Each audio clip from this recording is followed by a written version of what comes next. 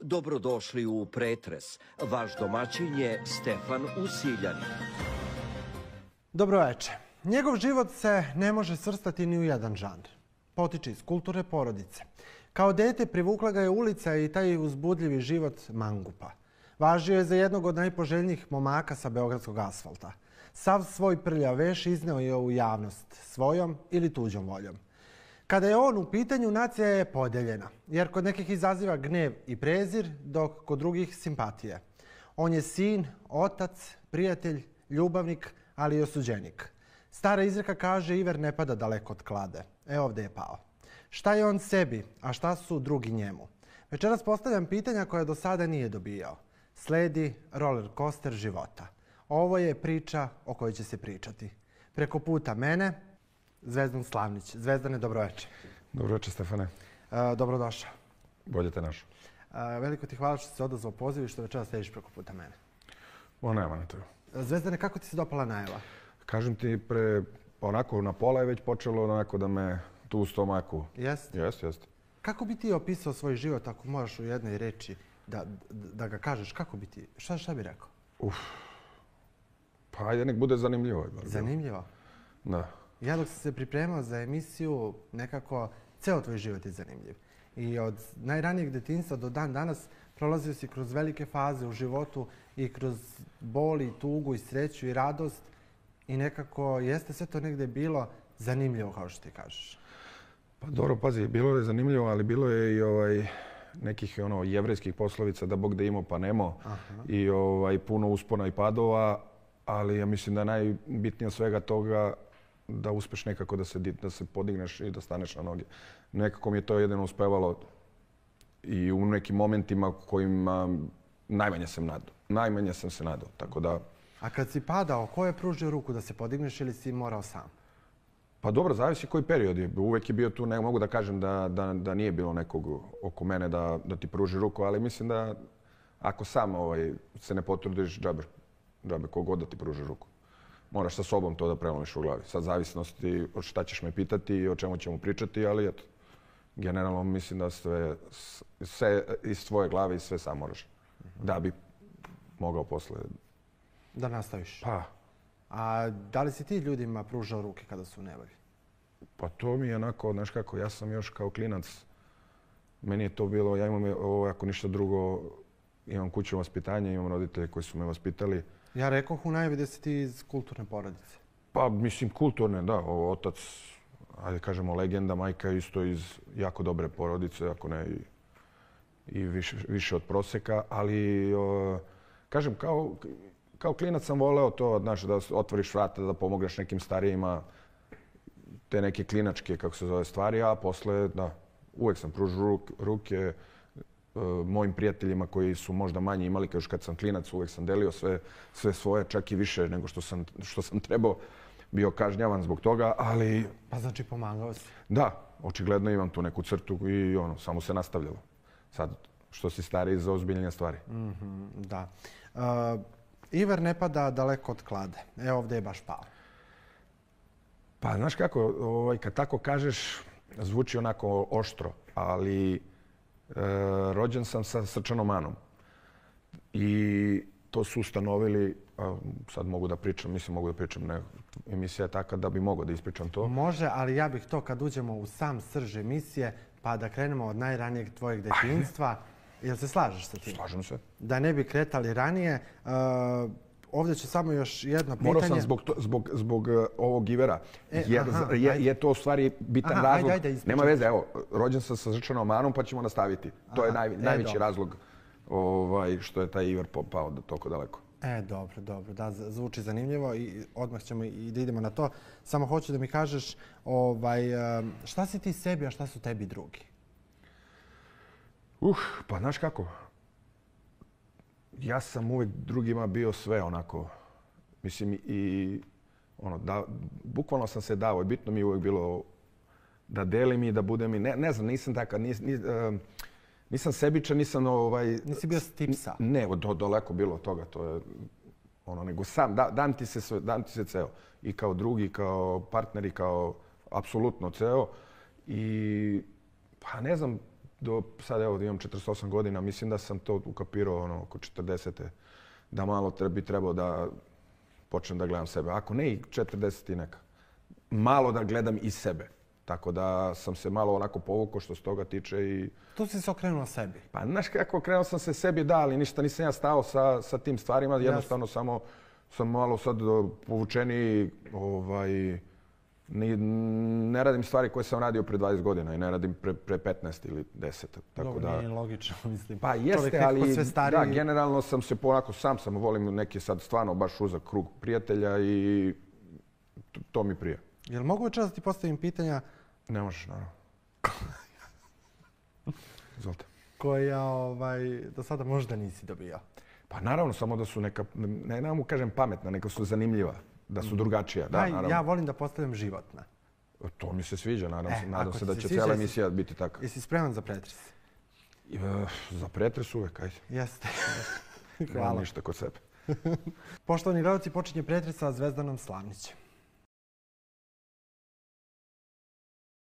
I odmah tamo gde smo stali, pa i da nastavimo. Kad sam rekao da iver ne pada daleko od klade, staru izreku, ti si tu negde mene poludemantovao i pomenuo srčanu manu. Da, pa nisam demantovao, nego eto, kažem, sa godinu dana su ustanovili dok sam bio, dok je otac bio, dok je Moka bio u Španiji, dok je igrao, njegova majka me čuvala, baka Katarina, i onda sam koliko mali u krevetu, počeo sam da se gušim. I bukvalno sam poplaveo. Nisu znali šta je. Si bio beba tada? Beba godinu dana. Bukvalno. I ništa, doveli su doktora jer su uplašila, zvala je odmah Ćaleta i Kevu da se vrate. Oni su bili negdje na večeri, to u Španiji se dešava. Da bi tad ustanovili da imam srčanu manu ili ti stenozu aorte. I to je sad negdje trebalo. Moglo je da u nekom detinstvu do punoletstva, ne mu kažem da se popravi, ali da se umanji nešto, jel? Da se umanji, da se pusti, da ne objašnjavam sad kako to ide.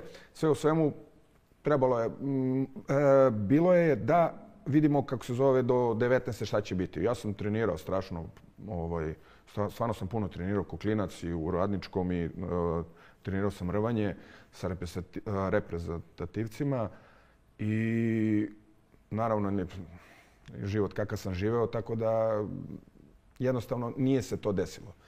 I nisam smeo da se bavim profesionalnom sportom. A jesi imao tada neku terapiju? Da li je bila uključena terapija? Ne, ništa nisam imao. Samo sam imao u tom trenutku kad se previše zamorim, srce je krenulo da me steže i tu mi je dao neki znak da treba malo da se umirim. Pri svakom zamoru ti osjetiš? Znaš šta, moj zamor je bio, ja ustanem i od 9 do 9 ko klinac nestajem. Znači ja sam bio baš hiperaktivno dete i talentovano za sve sportove i ja nisam stajao uopšte.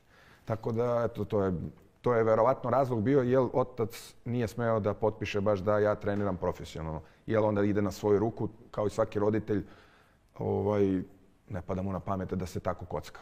Iako je video u meni, svako ko me zna, ne on, nego svako ko me zna, lično zna da svaki sport igram jako dobro i da sam bio ekstremno dobar talent. Otac Zoran, majka Slavica, 25. oktobra 1976. godine dobijaju krunu njihove ljubavi, a to je sin Zvezdan. I odmah da postavim pitanje, zašto ime Zvezdan? Pa zbog Zvezde, naravno. I on je, ne mogu kažem fan, ali čovjek koji živio za Zvezdu i ceo život je posvetio njoj na ovaj ili onaj način i naravno po tome je dobijen i to je bio prvi put kad se gospodin Čika Moka napio prvi put u životu. Stvarno? Da, dotle nije pio nikada. Tako da je, tako je krunisao. Jesi sećaš koliko si kilograma imao na rođenju? Ne znam. Sad ću da ti pa preko 3 je bilo.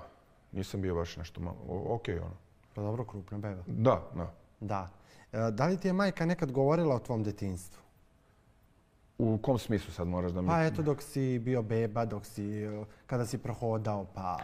Pa ne znam, dobro, hvalila me da sam bio dobro dete. Sad, mislim to kao beba, ali generalno i kao dete su me hvalili da sam bio, iako sam bio, kažem ti, više nego nemiran, Denis napast, ali sam imao u toj fazi da sednem za sto, sedim sa starijima, ne pomeram se i tako neke stvari. Tako da su me hvalili, naravno, dok nisam još malo porastao i skapirao da je svuda lepše nego kući, očigledno. Kada kažem detinjstvo, asocijacije na to šta su? Na šta tebe asocira tvoje detinjstvo? Po mene asocira, ne znam, šta god, kako god da mi kažeš, ja na nešto lepo, ne znam, osnovna škola. Jedna od ono nekako, meni je bar eto što se tiče toga, možda najlepši period u životu, ono, da kažeš kao dete, ono neko koje nema... Koju osnovnu školu si završio? U Braća Baruh na Dorćolu. Pa ono, šta znam, nisam nikakav đak bio, voleo sam da dođem u školu, da budem. Sad na časovima manje više, ali sam voleo tu da budem. Ti si u dvorište ušao? U dvorištu jesam, kao što ko klinac još sam počeo, pitam profesorku ja mogu da izađem do toaleta, ona kaže može, ja naravno odem u dvorište i sad ona vidi mene kako se zove s prozora, vidi me tu i naravno pusti me 45 minuta, ja se vratim, ona se tu ismeje i onda pita mamu, pita Slavicu, Slavica u stvari pita kakav je, ma super, i on kaže tu je, kaže ispred, ja ga gledam, on je miran, znaš, kao tu trčkara, tako da skapirali su me da nemam uopšte, u stvari nisam imao koncentraciju. Jednostavno, apsolutno ne. Nije ti držalo mesto? Ne, nisam mogao. Sad kad, u stvari, pomislim tek tamo negde 20 i neka na koledžu, tad sam prvi put počeo da čitam knjige. I nisam, ne da što ja sad stvarno nisam, ja ne mogu kažem za sebe da sam inteligentan, da pametan, ajde, džene, da ne kažem baš da se sad nešto hvali, ali jednostavno koncentracija to nije moglo. Ja kad gledam u svesku ili bilo šta, meni je mozak tamo napolju negde trčim, igram fudbal, basket ili bilo šta. Tako da... Jesi imao sve u detinjstvu? Pa, jesam. Ne mogu da kažem da nisam. Da. Mislim, da, jesam. Jesam. Da li si ti imao velike privilegije kao dete zato što ti je otac proslavljeni košarkaš i trener? Da li si imao velike privilegije u odnosu na ostalu decu, na tvoje vršnjake, na tvoje drugare iz kraja? No. Pa znaš kako, za neke stvari da, za neke ne. Kao klinac sve se gledalo kao i sad što se gleda kad ja to uradim. Sad se gleda tek na drugačiji način. Kao klinac sam, najbanalniji primjer, kad neko razbije prozor, neki Žika, nije problem, ali kad ja razbijem prozor sa loptom, onda je razbio Mokin sin, Zvezdan. Tako da od početka su dupli aršini išli, ali ko klinac i te neke stvari, meni je to bilo normalno, kapiraš život kako ide, pa u stvari tek posle shvatiš da nije to uopšte pravedno, ali manje više, eto šta sad, tako je kako je, a do neke druge stvari, naravno mi je pomoglo to prezime. Tako da, generalno, 50-50, to što se mene tiče, moglo da bude i 100 u negativnom. Moje prezime, volim i stojim iza njega 150%. Tako da. Jeste imali dosta novca? Vi kao porodica? Pa, znaš kako, nismo sad nešto da smo imali mnogo. Imali smo za baš lep život. Imali ste iznad proseka? Pa, jeste. Zato što je bio... Pričamo realno sada? Jeste, ali to nije bilo nešto sad wow, tad kažeš. Dobro. Jeste, on je bio sportista. Naravno, bio je plaćeniji od tada, ali tad su bila i druga vremena. Sve je bilo malo... Da, naravno, i na nekom... Pa drugo vreme je bilo. Drugo vreme, da. Jeste, naravno, od nekih, naravno, više, ne mogu kažem da je srednja klasa. Imali smo više, kao sva deca sportista ili ne znam šta, ali nismo plivali nekim milionima i ne znam tako neke, da kažeš, bahanalije, tako da ne. I to sve što je on, to isto izgledalo onako, on je to držao kako treba. Da li su tvoji roditelji želeli da imaju još dece? Pa ne znam, verovatno posle, ne znam. Mislim da ne, nikad ih nešto nisam zvanično pitao. Ja sam jednom nešto kroz šalu, posle kad su shvatili kakav sam, verovatno su se uplašili da se ne rodi još jedan. Ne znam šta bi onda radili stvarno. To bi bilo već ozbiljna frka. Ali dobro. To bi bio već kolaps u porodici. To bi bio haos. Mislim, meni bi bilo super, meni je žao. Meni je žao, kažem, sigurno su imali mogućnosti, ako ne za jedno, mogli su i dvoje. Predivno imati brata ili sestru, sad tek vidim, naravno, ja sam to zato sam i tražio, napolju sam tražio to. I našao sam i tako zato sam se i tako i davao i delio i sve ostalo. Jer ja sam u stvari napolju i našao braću i sestre koje nisam imao kući.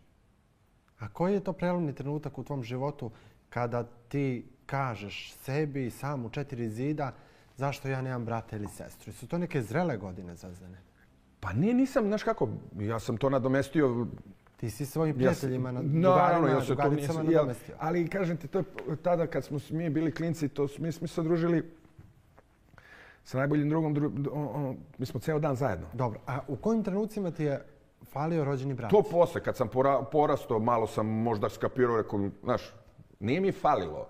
Ne mogu kažem da mi je falilo, kažem ti ja sam nadomestio sa svim tim, ali kažem, žao mi je sad kad, posle ne znam koliko godina mi je žao što nemam nekog svog brata ili sestru i mislim da je to jako lepo imati tako nešto. Je li istina da tvoja mama pokušavala da ostane u drugom stanju sa Mokom i da nije uspela? To stvarno ne znam. Ne znaš? Ne, stvarno ne znam. Rekao bi ti, ali stvarno nisam nikad nešto pričao na tu temu. Ja ti kažem, bukvalno na tu temu je bilo što bi u trenutku, jer oni su se rano isto razveli, tako da to je bilo deće dovoljan sam on ti bio. To je trenutak, koliko ja sad mogu da povežem priču, trenutak tvoje kraj osnovne škole, je li tako? Tako nešto, da. U tim godinama, iako nisi odrastao i zreo čovek, ali u tim godinama ti također imaš tajne, imaš potrebe, imaš nešto što bi ti podelio sa nekim. Sa kim si tada delio svoje tajne, a da nisu to ti drugari, drugarice koji se traže napolju? Da. Pa znaš kako, ja sam, Zoran je bio malo onako zauzet više, naravno, jer je imao, ili kad je završio karijeru, trenirao je timove i onda 2 puta ako je u Beogradu, onda 2 puta dnevno su treninzi između, tako da je on bio malo okupiran više drugim stvarima. Da, sa mamom sam više pričao o tim stvarima, ali manje više što sam već 15-16, već sam slabije tu nešto i sa Slavicom pričao te stvari, nego sam pričao s najboljim drugom i drugaricom. Da, naravno, ako mogu da kažem da je Slavica znala dosta stvari šta se dešava, Zoran mnogo manje, tako da, eto, to ti je neki... Da. Koliko su bili tvoji roditelji u braku? Da su, ne znam sad da te lažem, da li 20, ali da su... I nešto godina. Da, tako nešto. Kada kažem porodica, kako bi ti opisao porodicu Slavnić? To jest Slavicu, Zorana i tebe? Pa, znaš kako, mi smo bili u jedan ručak, znalo se, on je bio onako strog dok je tu bio, iskreno, i znalo se neki red i disciplina, vjerovatno je to njegovo sportsko to neko razmišljanje. Taj neki karakter. Da, je preneo i u kuću sad. Super, sve ja nisam, na primjer, ja nisam osetio ništa nijednog trenutka dok ko klinac on nije legao u krevet sa mamom, nego je ostao u dnevnoj sobi. To je mene bilo već kao klincu ujebote. Šta je ovo? I onda sam tek kao šta se dešava. Tako da svaka čast što se toga tiče, jer znam Hoćeš da mi kažeš da su tvoji roditelji krili probleme od tebe kao deteta? Pa ne mogu kažem, ne, definitivno nisam osetio da je dotle došlo, da, dok nisam to video. Znači, i tu ti je već bilo jasno da se nešto dešava? Tu mi je bio šok, ko klincu, stvarno sam bio I kome se ti obratiš? Pa, ne znam, pitao sam i jedna i druga, ali nisam ja to tako razumeo, nije meni to bilo jasno tada da to može tako da ide. Naravno, dete, znaš. Tako da, ali ja sad hoću da kažem taj deo da puno znam koliko slučajeva, što i ti znaš, gde je totalni haos, dranje, vika, lomljenje, kao i ja. Što sam i ja pravio nekad možda 100 gluposti koje nisam trebao. Ja sad kad razmislim o tome, stvarno su me ne spasili, nego jednostavno nisu predavnom to radili, dok, eto, kažem ti, izgleda da nije bio stvarno neki prelomni trenutak da se tako dešava. A jesi nekada prisustvovao nekim ružnim prizorima u svojoj porodici što se tiče tvojih roditelja? Ne, apsolutno nikad. Nikada? A stvarno apsolutno nikad. A zašto su se razveli tvoji roditelji? Šta je ključan razlog? Pa tu sad baš ne bi malo mi je bez veze malo da izgovorim to iskreno. Iz poštovanja. Pa nešto, eto, reći ću da se desila treća osoba. Eto. I nek ostane na to. Iako znam da je bila ozbiljna velika ljubav i koju se pričalo godinama po Beogradu, tako da eto. Ali sad, naravno, nije sigurno to došlo tek tako, pa sad da ne ulazim baš u to neku, eto, dovoljno je to što sam rekao. Hoćeš da nam kažeš konkretno treća osoba sa čije strane? Pa ne bi volio da kažem. Mislim, ne bi volio, ljudi znaju otprilike koji su blizu, ali opet je za dvoje, znaš, za tango je potrebno dvoje, tako da nije sigurno to odjedanput se desilo itd. Neka je bude da je taj razlog, eto. Zbog treće osobe? Da. Dobro. Da li ti je žao, da li si bio u stvari u trenucima gdje ti je bilo žao zato što tvoja porodica nije opstala? Zato što posle tolike ljubavi o kojoj je brujio Beograd, a on živa legenda i nekako sve je negde nagoveštavalo će sve ići u lepom i dobrom pravcu. I kroz život negde, život jeste satkan od lepih i manje lepih trenutaka. Da. I ne samo kod tebe, nego kod svakog živog čovjeka. Naravno. Da li ti je nekada bilo žao što ta porodica nije opstala i zato što se nekako okrnjila, a ti još nisi postao zreo čovjek i stabilan? Pa znaš kako, vidi, oni su imali preko 20 godina brak. Meni je to opet uspeh u današnje vreme. Dobro, slažem se. Ja sad pričam ovako tebi, kao neko ko je, eto, imam 48 godina i vidio sam sve svašta. Ja mislim da ko pređe 10 godina, 15, svaka im čast, a kamoli nešto više. Velika ljubav desila se, okej, sve se desi, prođe, ugasi. Tada u tom trenutku mi je samo taj deo bio mi je šokantan da će se razdvoje, ali šta znam, možda je tako trebalo. Je li uticalo to na tebe? Pa jeste, uticalo je zato što ostao sam sa majkom, a sa Slavicom je ipak drugačije bi bilo. Ja ne kažem i da sam ostao s njim, da ne bi ja možda pobegao od njega ili ako sam već zagazio tamo gde sam teo da zagazim, kako bi bilo, možda bi... Jednostavno, mene je trebalo još u ranim onim dobu da se usmerava, što i jesu. Sad kad smo se razišli, kad se Zoran je otišao, ja znam da je Zoran tražio da ostanem sa njim. To hoćete biti. Da, tražili su oboje, naravno. Ona nije htjela to naravno da da. On je htio sve da da, samo da ostanemo zajedno, ali na kraju sam ostao sa Slavicom. Tako da ona nije mogla tu ništa nekako kao i svaka majka nešto da pokušavala je tim što je bila je jako dobra drugarica, ne samo sa mnom, nego sa mojim drugovima. I još u početku kad smo klinci bili smo uvek kod mene kući. Tu ste se okupljali? Pa da. I njoj je to bilo super, bolelo je uvod, jako je bilo kasno, do ne znam, kasnih sati, jako smo bili deca. Njoj je bilo bitno da čuje tu da smo tu. Čim izađem, već je paranoja je bila. Tako da mogu sam lakše s njom da manipulišem, kao i svako dete. Tako da... A kada bih te danas pitao, dobro, koja je tvoja želja bila? Da li da ideš sa Zoranom ili da ostaneš sa Pa Slavicom? naravno da ostanem sa njom.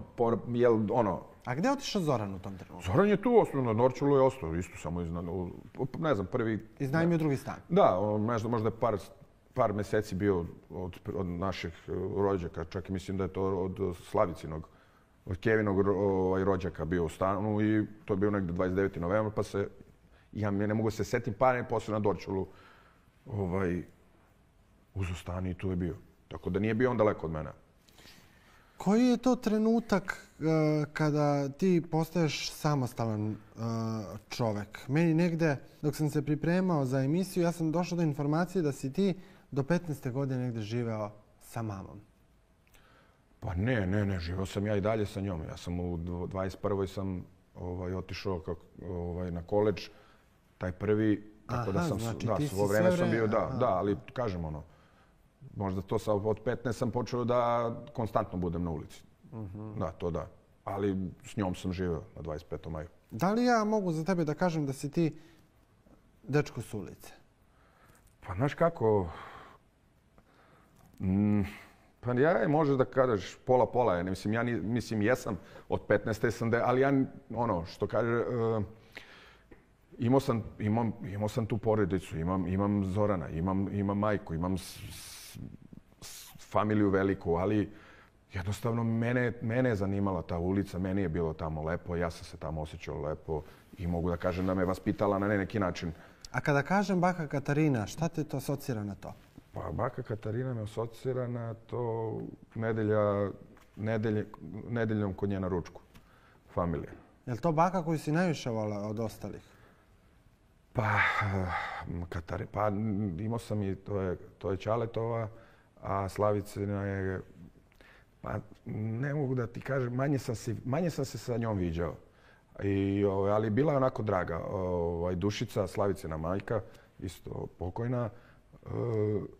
Drugi tip je bila, totalno su drugačiji tip bile žene, ali mogu da kažem, ajde, da mi je bila od te dve bake da sam je više volao. Koga? Katarinu. Katarinu. Da. Baka Katarina je preminula. Jesu. Se sjećaš koje godine? Koliko si ti imao godina? Pa ja sam tada, sad ću da ti kažem, 2000, pa ja mislim da je četvrte.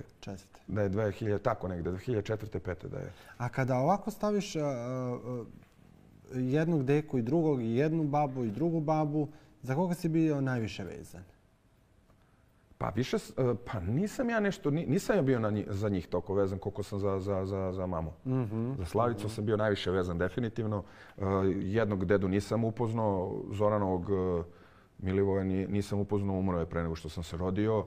Zoranov tata? Da. Slavicin tata je, priča tek za sebe, to je bio jedan ozbiljan vanzemaljac što se tiče života i funkcija i ne znam čega. I s njim sam se jako malo viđao. Baš malo, jer on čovjek je bio baš onako nekim svojim poslovima i obavezama, svraćao je kad može. I on imali Slavica imala tu neku isto priču, isto razvoda i nekog nepričanja sa njim, vremena, i ona imala tako slično kao što sam i ja sa ocem, tako da... Koliko nije tvoja majka govorila sa svojim tatom? Pa ne znam, imali su tu neki taj period isto kad su se oni razvodili, baka i deka, pa je ona nešto isto bila ljuta, dečije. Ne znaš zbog čega? Pa i našo je, da, oni su se razveli, on je našu drugu ženu mlađu i tu imao je dve ćerke sa njima. Vjerojatno se osjećala zapostavljenom i tako nešto, pa je eto kontrirala. Kako bi opisao svoju majku Slavicu? Kao jednu lavčinu, druga i, pa ne znam, sve pozitivno, ne znam šta da kažem što se toga tiče. Jedina, mogu da kažem, negativna stvar je to što je, nije dopuštala toliko stvari u životu, ali kažem, kao jedna majka, teško je mogla da nije mogao niko da me zaustavi, a ne ona. Ali, eto, kažem, onako, jedan baš pravi prijatelj, drugi, onako, nešto se tiče samo mene, nego je isto i za moje drugove i za sve ostale ljude oko sebe. Jesi ti govorio o mami sve što si trebao da joj govoriš kroz život? Pošto si sin jedinac i ona ima samo tebe i ti nju, mislim.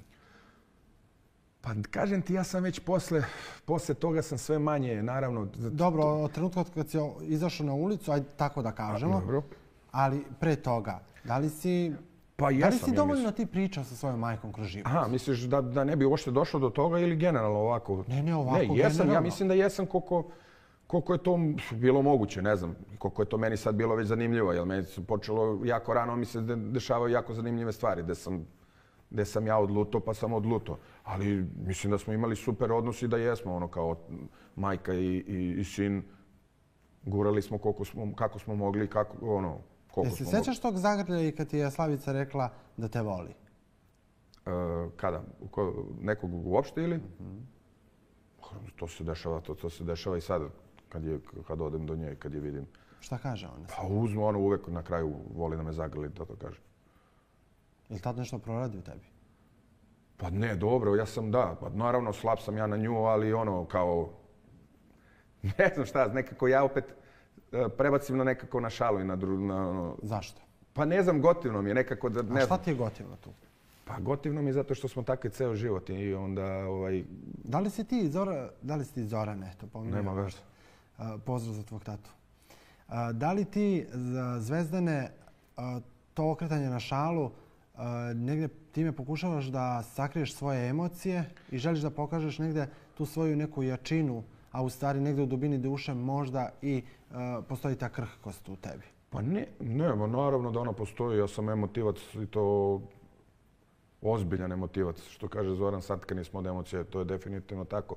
Nego retko kad s njom želim ikada ranije, nisam nikad nešto volio da pričam ozbiljno. Kad dođe taj trenutak, da, pričamo, ali uvijek smo se zezali, šalili i to nekako, kažem ti, više smo bili prijatelji, družili se. Jesi ti mami više naneo boli ili doneo sreće? Pa ne znam sad, to je, Boga mi, ako hoću da budem iskren, 50-50.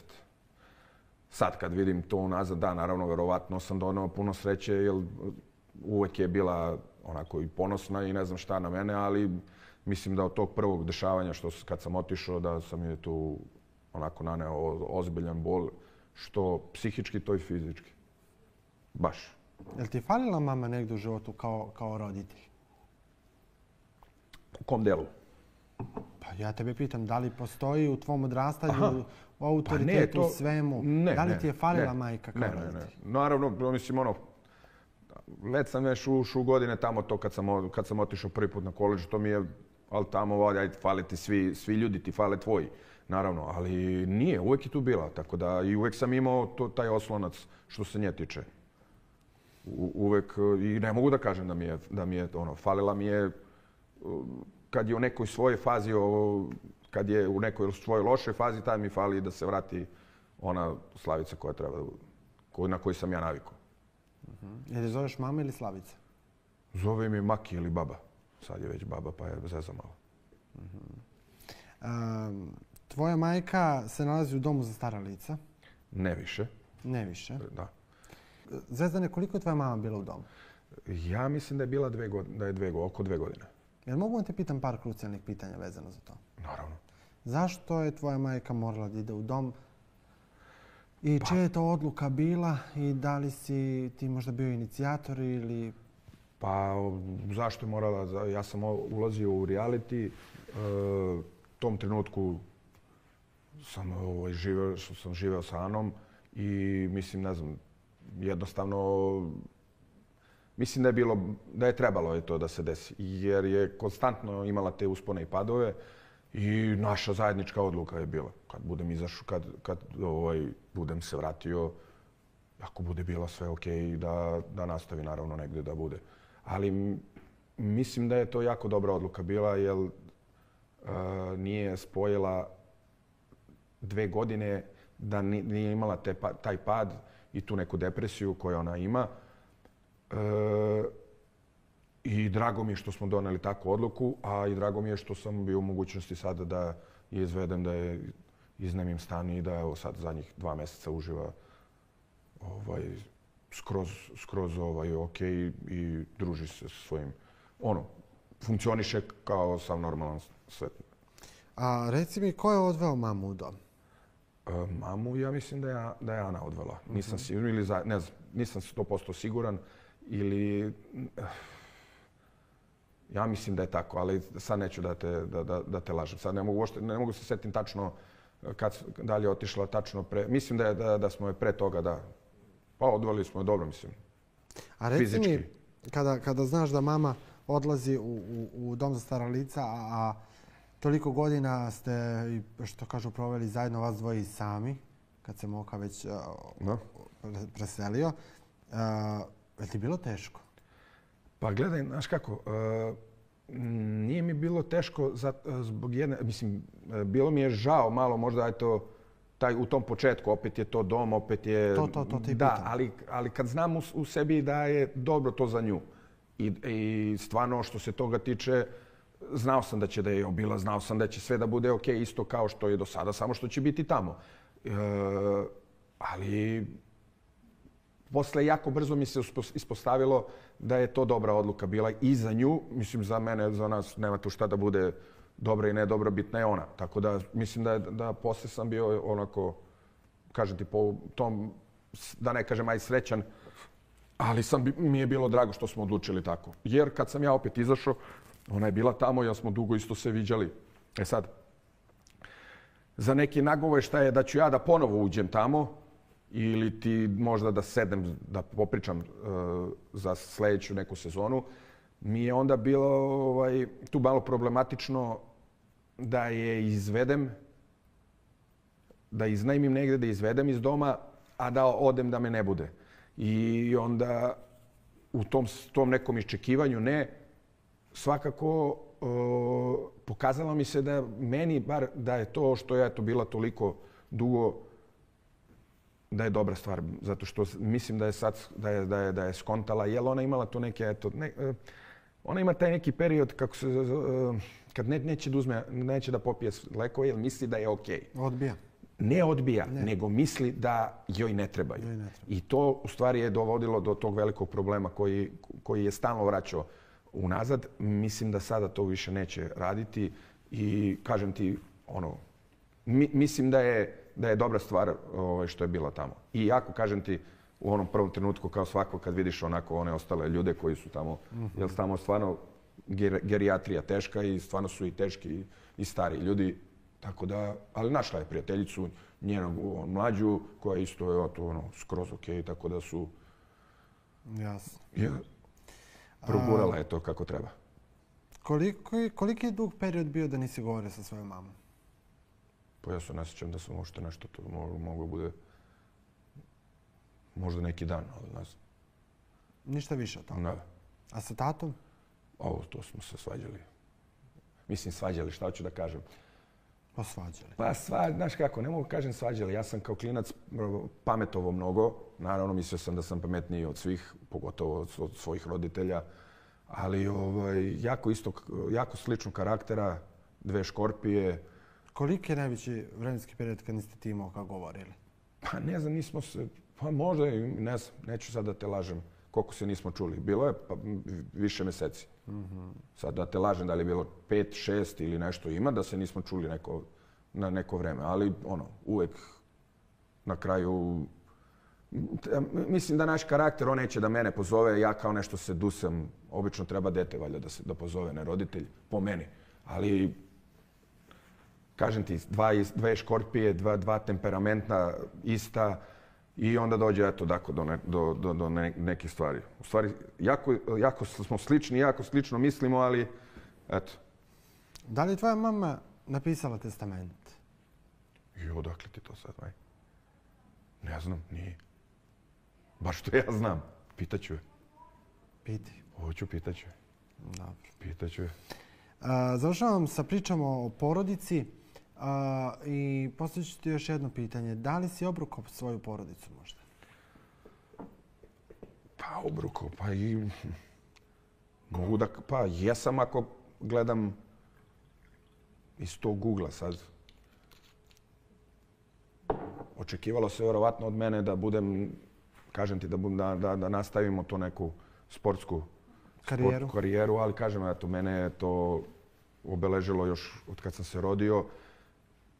Možda malo više, mada je trebao da utiče na mene da ako ne budem sportista, da budem bar trener, pomoćni, nešto, neka funkcija što se toga tiče, ali za to je trebalo da se uči i da se radi na tome da ja u tim trenucima sam već bio daleko od toga. Ljubavna veza sa Ksenijom Pajčin. O tome se spekulisalo, o tome se pisalo, o tome se priča i dan danas. I želim da mi kažeš nešto o tome. Pa znaš kako? Je li to bila stvarno jedna prava iskrena ljubav? Jeste, kako nije. To je prva velika dečija, tinejdž ljubav. Dečija baš. Pa tinejdž je. Ne mogu da kažem da nije. 18 godina, 17. To ti je to. Pa dobro. Tinejdžeri. Znači, ona prva prava velika, kažeš, ali tinejdžerska. Stvari nije ti 16. Kako? Ti 16, ona... Ne, ja 17, ona 16. Ona 16, godinu dana, nešto. tako? Da. Voleo si Kseniju Pajčić? Jesam, kako nisam, zavolao sam i ona mene. Kako ste se vi smuvali? Kako smo se smuvali? Pa smuvali smo se tako što vidjeli smo se na Koponiku. Ja sam bio sa društvom, ona isto s nekim njenim. I ona se svidjela mom najboljem drugu. Eto, to ima neka zanimljiva priča. Ona se svidjela mom najboljem drugu. Naravno, svidjela se i meni. Ali meni je nekako to lakše išlo nego njemu, kako se zove, što se tiče tih devojaka i tih nekih ljubavnih, mislim, veza. Tako da sam ja, samo sam se povukao. I oni su se upoznali, zezali su se tu onako, bili simpatični. To jedno večer u diskoteci, sutra smo se vidjeli negde na Koponiku, na stazi ili tako nešto. I onda je prošlo, ne znam koliko, jedno mjesec dana, gdje je moj i njen zajednički prijatelj me pozvao i rekao da želi da me upozna. Prošlo je sad to već, naravno, to mi je najbolji drug bio. I on, naravno, nikakva zamerka, ajde. I tako smo se upoznali i što bi rekli tad profurali. Da li ti je bilo teško kada si čuo za tragediju koja se desila? Ma kako nije, kako ne. Mislim, kakav užasan način da umreš ili da odeš s ovog sveta. Mislim, baš tragedija. Ja sam opet bio na koledžu i gledao sam tu posljednju emisiju u kojoj je ona bila, ja mislim sa Oljom Crnogorac kao voditeljkom. Mislim da je ona bila. Ne znam. Nebitno, to imaš... Pa šta si radio? Kako? Pa šta si radio? Nisam gledao njeno posljednje gostovanje. Ja sam se bavio... Nema veze. To od njenog posljednjeg gostovanja... Ne, pa nemoj da me prekidaš, samo ti odgovorim. Kažem, nisam gledao tu emisiju, ali sam se bavio tvojim životom. Šalim se, nema veze. Zato što je zanimljivo, zato što sam ja između redova... A što si mi pomenuo? Evo, zato što sam tu između redova čuo vapaj njen. Kako to? Pa prvo je spomenula da sam je najveća ljubav u životu, bla, bla, bla, iako je pored sebe imala već dugu vezu sa pokojnim tim, da ne spominjem, i vidio sam u njoj neki, znaš kad vidiš kad nekog poznaješ pa vidiš neki, znaš vapaj, da sam verovatno bio na polju, verovatno bi se vidio s njom pričao ili šta god, pitao šta se dešava ili kako. Mislim da je imala potrebu da me vidi da priča sa mnom. I posle toga nezadugo se to desilo. Tako da mi je onako bio šok, onako baš veliki. Pogotovo što nisam bio u mogućnosti, kažem ti, ni da odem do majke njene ljubice ili do bilo nekog da vidim šta se dešavalo ili možda bi me neko i pozvao pre toga. Tako da stvarno nisam bio ništa u mogućnosti, ja sam bio u istrazi i sve što sam mogu da vidim, vidio sam na TV-u. Jel upališ sveću danas Kseniju Pajčić? Pa ja imam nešto tu svoje neke te, možda sam 2 puta otišao na grob, sad da ne ispadam da sam ne znam šta, ja kažem nekom drugom uvijek da upali sveću. Ja imam svoje neke, ja sednem, ispečam se sa njima kao da su tu i sa mojim najboljim drugom, pokojnim i sa njom, tako, ali prođem, eto. Kad sam tamo, prođem. Sve te godine ste bili u kontaktu? Nismo baš sve. Ali ste se viđali? Pa čuli smo se, nismo se viđali, da. Ona je pričala svoje, ona je bila malo i u inostranstvu i ovamo, ali s vremena na vreme, da, kad se nešto, ne znam, nešto zajedničko ili kad se neko od mojih su u istoj prostoriji s njom pa pozovu i tako nešto. Ali nismo bili u redovnom kontaktu, naravno. A reci mi, Zvezdane, teško podnosiš gubitke, je li tako? Pa teško podnosim, ko ih ne podnosi teško, iskreno. Pogotovo nekoga koga si voleo i koga voliš, ali... Ko ti je blizak, ko ti je... Kako ne. Pomenuo si najboljeg druga. Da. Koje godine si izgubio najboljeg druga? Pa mislim da je to bilo 98. 98? Da. Šta se desilo tu? Pa neka ostane tako kako, ne bi o tome stvarno da pričam. Zaslužio je mnogo više nego to što se desilo. Izgubio sam ga, isto sam bio, što je najgore, u istrazi. Tako da sam, da to viš neke, pogotovo njega, onako, to mi je bio tek šokova. Ste bio kao brat rođeni? Pa da, apsolutno. Živjeli smo. Ko da smo živjeli, kažem ti, jedan od ujutru do uveče ode samo kući da prespava i to je bukvalno to. Da imaš prilike, šta bi danas rekao svom najboljem drugu? Ba, ispričao sam se ja s njim 100 puta na groblju, tako da... Znam, ali ja te sad pitam šta bi ti ovog trenutka njemu rekao da imaš prilike? Pa ne znam šta bi mu rekao. Čovječe, sanjao sam ga isto 100 puta pa sam pričao onako, pa kad ga sanjam, znaš, pa se ispričam sa njim bez veze i onda, znaš, čak i u toku sna skapiram da je to san, jer znam da nije tu. Pa ne znam, ko zna šta bi mu rekao, ne znam. A šta bi rekao Kseniji? Njoj bi rekao njoj bi rekao da je trebalo već sa jedno 16 da ode u Ameriku, da gleda kako zna i ume da ode bilo gde, samo da ne bude ovde. Kad bi se vratili u to vreme. Kad bi se vratilo vreme. Da ode preko i ja mislim da bi bila superstar. Kada kažem mart 1998. godine, ti kažeš šta? Ja kažem desila se tragedija velika. Velika, izgubljen je život dečka tada koji apsolutno nije zaslužio, ne znam sad kažem nije zaslužio, jednostavno kad kažeš na pogrešnom mjestu u pogrešno vreme, to je to, eto. Apsolutno ne zasluženo ništa, niti njegovim nešto provokacijom, niti čovjek je bio tu, eto, drug od tog nekog koji je i koji je možda zaslužio, ne znam, par šamara, ali ne više ni taj nije zaslužio. Od toga desila se tragedija i eto, izgubio se jedan život i meni se, kažem, ono... Zvezdane, da li se od tog trenutka desio tragični preokret u tvom životu? Pa ne mogu da lažem ja ne mogu da lažem da je od tog trenutka. Od tog trenutka se desio veliki preokret generalno u životu, jer odlazim, dešava se ogromna stvar. Ja sam, već sam ja bio duboko u tome da je vjerojatno bilo pitanje vremena kad će nešto tako da se desi. Žalosno je što se desilo. Čekaj. Ovo može da zvuči malo grubo. Ti kažeš da se očekivalo... Pa mislim, očekivao moje ponašanje i moj način života i sve ostalo je vodio ka tome da možda ja ili neko drugi. Jednostavno tako sam živio i tako sam ostao. Tako da nije... Žalosno je, kažem ti, u tome svemu da je apsolutno nevina osoba poginula i ja stojim iza toga posle 30 godina da je to nesrećan slučaj bio i to svi znaju da je bio nesrećan slučaj. Da, ti si to često u medijima i naglašavaju. Jer ja nemam šta sad da kažem da je... Ja ne može da ne... Mislim, sad da ne ulazim duboko u to, jer ne želim. Jednostavno, ja to čovjeka nisam vidio pre te večeri. Bilo bi sumanuto da sam ja imao želju bilo kako da mu navodim. Tako da je apsolutno tragedija.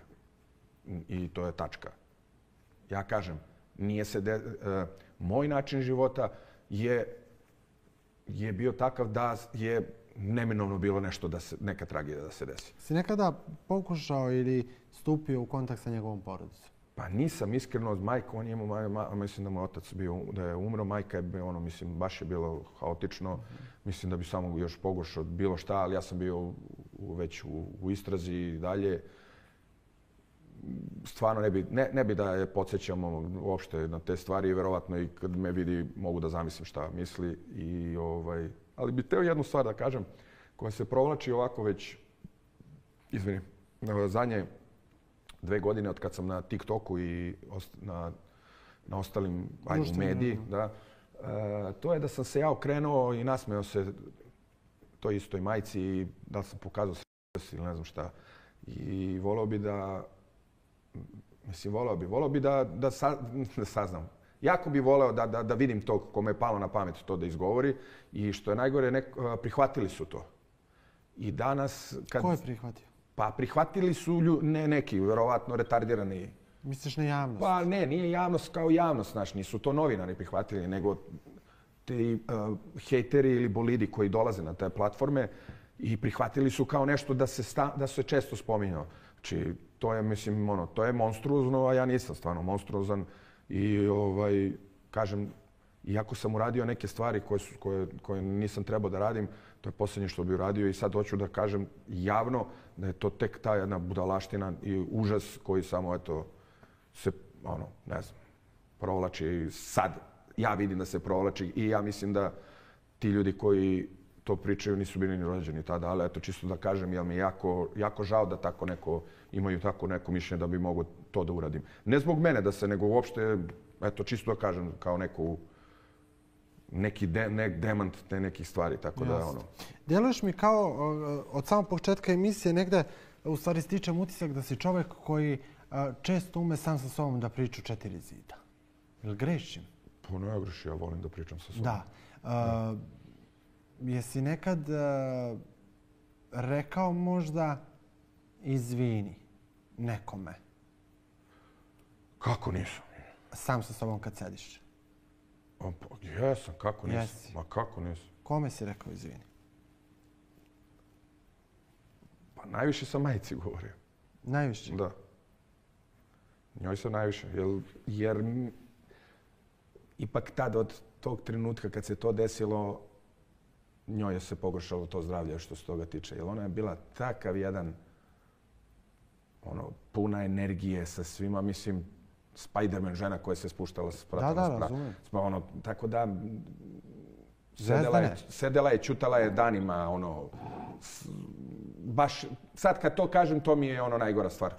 To mi je najgore nešto. Jer, naravno da mi je jako žao i cele porodice, njegove, ali tu ne mogu, ja znam samo da znam da nije tako kako su i oni mislili da se desilo. Tu sam čist što se toga tiče. Nisam čist za 1001 stvar koju sam uradio pre toga ili možda posle toga. I stojim iza toga. Ja nemam šta da bežim. Ili nešto da pričam neke bajke, neke tralala. Ali ona mi je nešto što je neko koji uz mene ceo život, neko ko mi je tu, neko kome sam ja lično promenio možda isto život. Na gore. Zoran kao muškarac to izgura onako kako može da izgura. Drugačije je mnogo. Naravno i njega je to razorilo i razorilo mu možda neku, da kažem, karijeru donekle. Ja sam njemu govorio dugo vremena i dok sam bio na koledžu, kad je dolazio u posete, pošto je non stop dolazio u posete i bio je tu apsolutno uz mene i kao što on kaže, on ima tu neku svoju, on neće da, on će stajati uz mene, ali će reći ne, nije u pravu, ne, ovo što je uradio ne valja i naravno nema sad tu slepo. Već je iskren u stvari vezano za situaciju. Apsolutno je objektivan što se toga tiče, razumeš? Tako da, ali njegov sam i bio i uz mene. Naravno, bio je svaki dan uz mene, bio je kroz taj prvi deo gde je trebao da bude apsolutno što se tiče poseta, što se tiče paketa, što se tiče love, što se tiče ovo, naravno i moji drugovi, tada isto, ali jednostavno ne može da, ni on nije mogo da kaže, jeste, to je tako urađeno. Znao je on sve otprilike posle šta se dešava sa mnom i kako je. I rekao bi, da, naravno kriv je, naravno sve to, ali ne na taj način kako su me osudili i pričali. Tako da... Zvezdane, mogu da zaključim jednu stvar. Ajde. Okidač majčinog zdravlja si ti. Da, tog negativnog 100%. 100%, jel? To je, nema šta, to je... Mislim, sad, pažljivo sam te slušao sve vreme sad dok si govorio od tog trenutka do sada. Da, od tog trenutka je ona pala u depresiju, naravno. Dok sve to slažem u svojoj glavi da bi nastavili dalje priču, mama se razbolila zbog tebe. Pa, mislim, razbolala. Mislim, nemoj da shvatiš pogrešno, ali naravno. Koliko je sve to uticalo na tu ženu. Kako nije, čovječe, sin jedinac, pa ja ti pričam šta, nema šta ti, da si mi ti zaključio, ja ću da ti to kažem. Tako da, naravno, sin jedinac, ono sve, bukvalno taj ceo naš život, to je što sam ti kako sam ti pričao, da smo bili povezani, sve to, odlazim na 10 godina, Njoj je to bio kraj.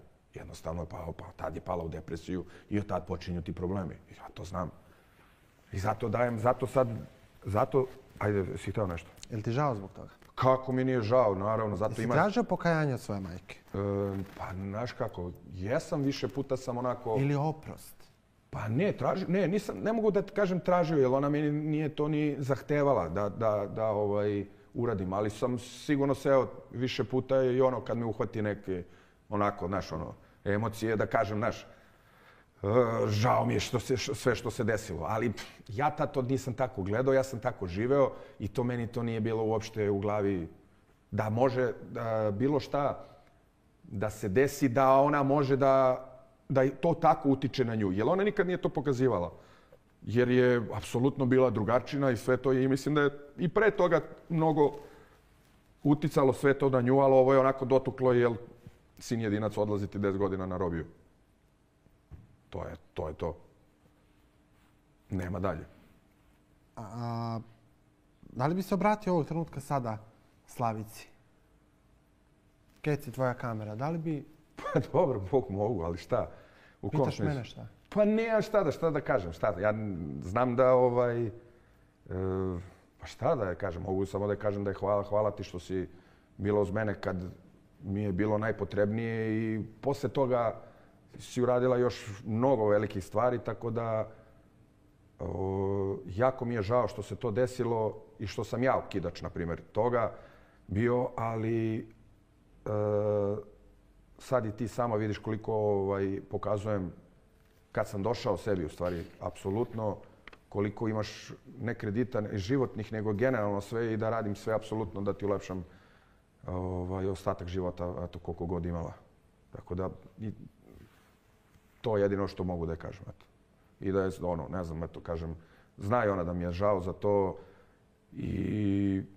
ali, kažem opet, da sam bio i malo svestan bilo čega, ne samo toga, nego mnogi stvari, sigurno ne bi to uradio, ali za to potrebno da prođu godine i da skapiraš u stvari puno toga. Da li si bio u ljubavnoj vezi sa glumicom Katarinom Radivojević? Ne. Zašto se to spekuliše? Zašto se o tome piše i priča? Pa zato što je ona bila to veče, kako se zove, kad se desilo to. Ali između tebe i nje nikad se nije bilo ništa. Ne, nikad ništa. Ona je bila to veče u tom društvu, samo to, eto, jednostavno. Tako da, ne. Je li ona bila uzrok?